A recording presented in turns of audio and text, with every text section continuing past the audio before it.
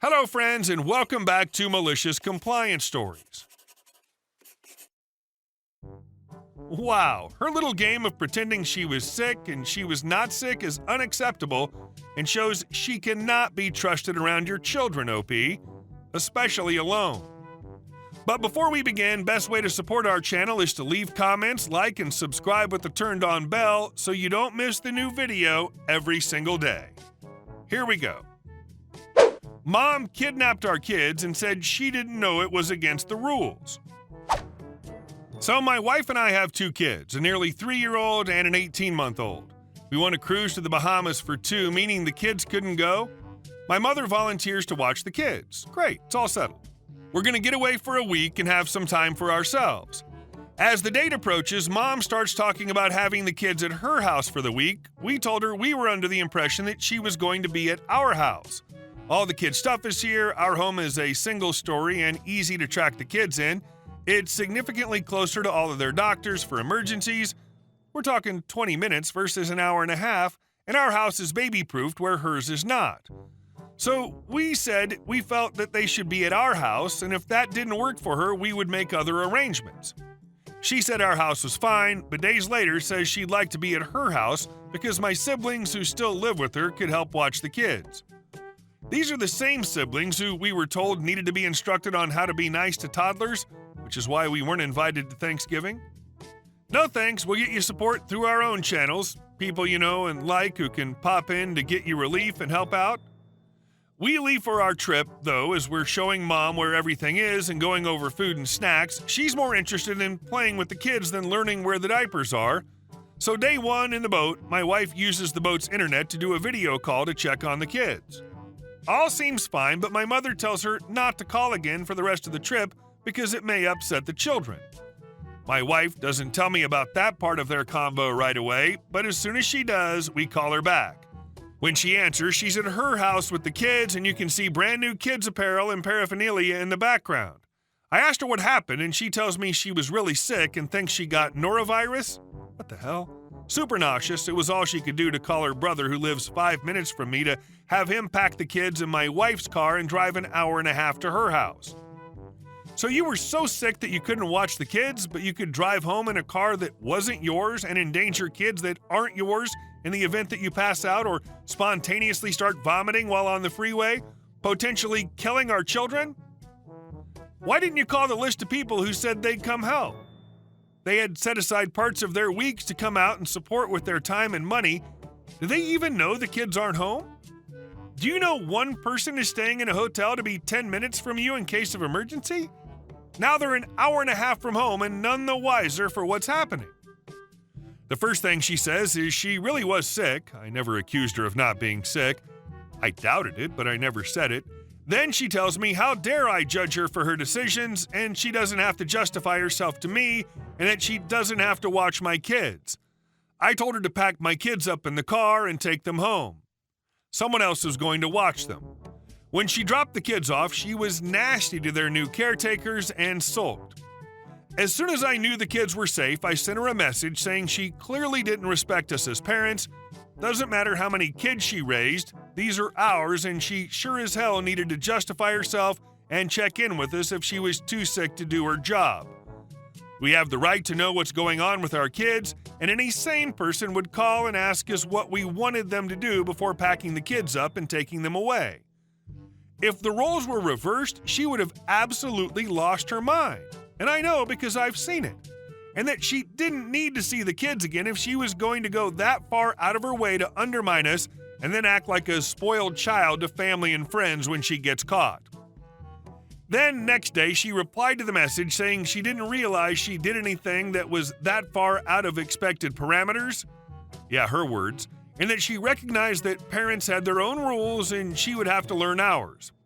Never did anything resembling sorry come across in that message or any other. We blocked her on social media and haven't spoken to her since. I realize you all moved way beyond the original issue.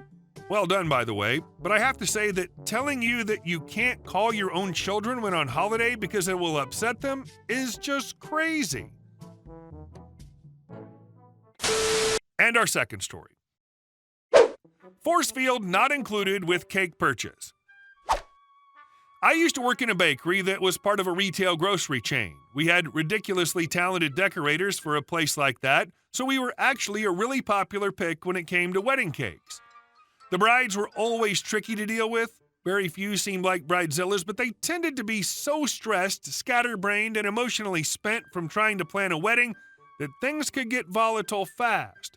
Still, we bent over backwards for brides because wedding cakes were high-profit items, and 1 week's sales decided how many hours we were budgeted for the next week. This one particular bride had been difficult from the beginning. For instance, she'd shown up at 6 a.m. on a weekday without scheduling any consultation and expecting a sampling tray of all the unusual combinations she was interested in to just be ready the instant she got there. She'd made it clear she was not interested in any of our toppers. She would have her own she wanted worked into our design. No problem at all. She just had to either drop it off before the cake was chilled. California summer weddings, chilling was your best bet of the icing surviving any kind of drive intact, or else she would have to have someone place it at the wedding after the cake had rested, since she declined to purchase delivery. We also warned her about the size. The boxes were built with specific toppers in mind and were made to fit very snugly. If her topper was too tall, we couldn't put the top of the box over it. The topper she rejected was a low floral and ribbon one, only about 3 inches tall. She insisted her topper was going to be pretty close to that. Then, despite multiple reminders via calls or when she came in to make payments, she never dropped it off. No problem, she can place it at the reception, right? Of course not. The bride shows up the morning of the wedding. This was always a huge red flag. If the bride's running errands the morning of her wedding, there's going to be a breakdown or a blow-up. It was just a fact of life. She's also carrying a gigantic topper. We're talking a good 8 to 10 inch plastic piece that also has some gargantuan white peacock feathers attached, adding at least another 2 feet. It's not happening. The decorator calmly tried to talk her into having her caterer put the topper on just before the reception. Absolutely not. The decorator offered to even mark exactly where it should go in case she was worried the caterer was too inept to do it. Nope. And the bride was adamant that she had paid for the decorator to decorate her cake, and that included finishing it with the topper.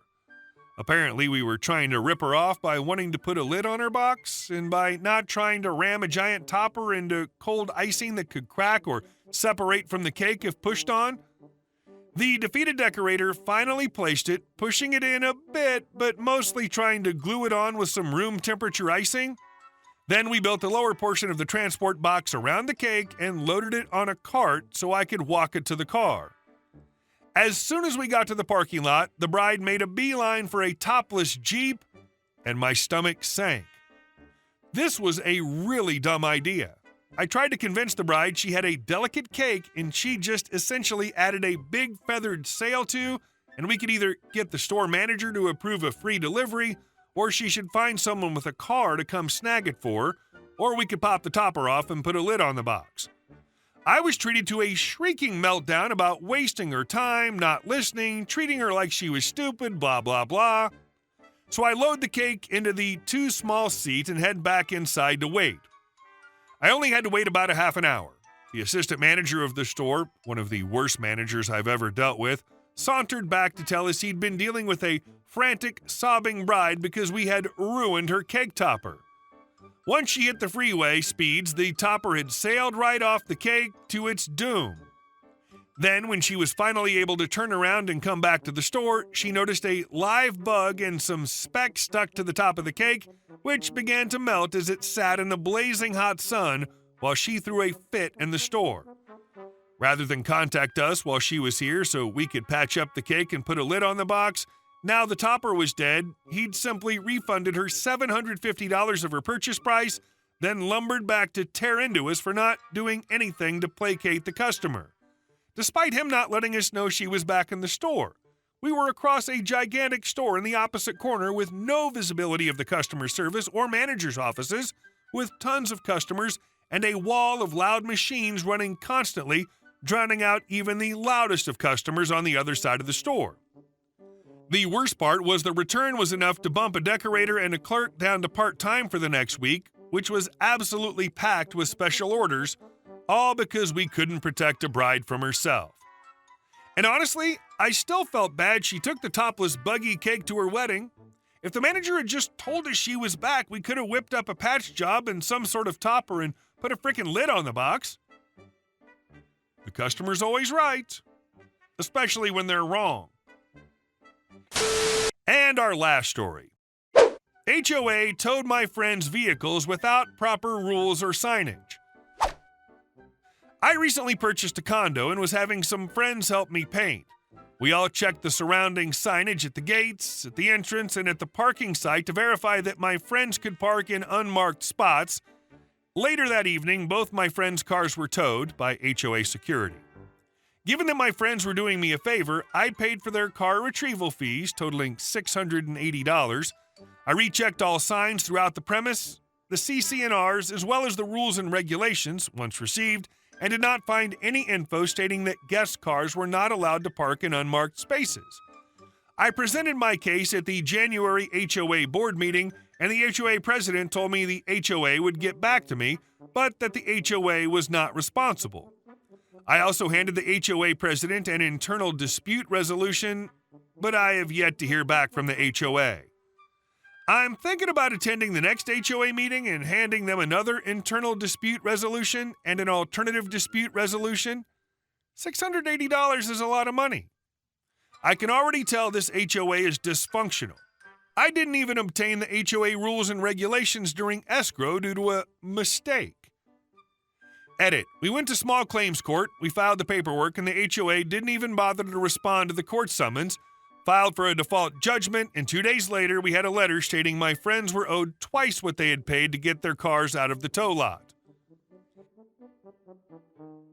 Hey guys, thank you all for watching the video. I'll see you in the next one.